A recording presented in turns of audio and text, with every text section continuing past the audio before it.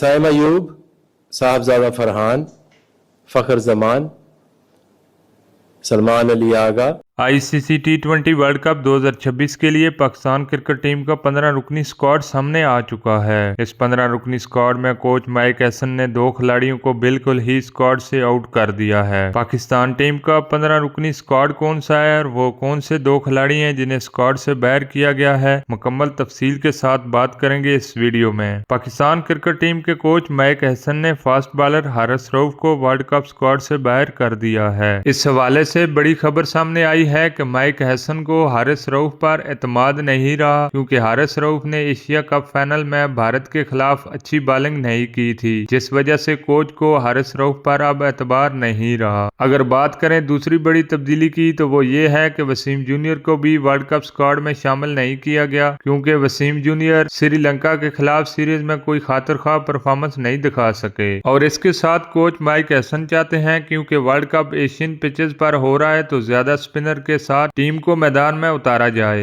अगर बात करें 15 रुकनी स्क्वाड की तो इसमें शामिल होंगे नंबर 1 पर कप्तान सलमान अली आगा, नंबर 2 पर बाबर आजम, नंबर 3 पर साइम अयूब, नंबर 4 पर फखर जमान, नंबर 5 पर साहबजादा फरहान, नंबर 6 पर शादाब खान, नंबर 7 पर फहीम अशरफ, नंबर 8 पर मोहम्मद नवाज, नंबर 9 पर Usman Khan wicket keeper, number 10 पर ख्वाजा नाफे एक और विकेट कीपर बैटर, नंबर 11 पर शहनशाह अफरीदी, नंबर 12 पर नसीम शाह, नंबर 13 पर इब्रार अहमद, नंबर 14 पर सलमान मिर्जा और नंबर 15 पर उस्मान तारिक। अगर बात करें हारिस रऊफ और वसीम जूनियर की तो उनकी जगह कोच माइक हैसन ने सलमान मिर्जा और उस्मान तारिक को शामिल कर लिया है। वीडियो आपको कैसी लगी कमेंट्स में जरूर बताएं। वीडियो को लाइक और चैनल को सब्सक्राइब लाजमी करें। शुक्रिया, अल्लाह हाफिज।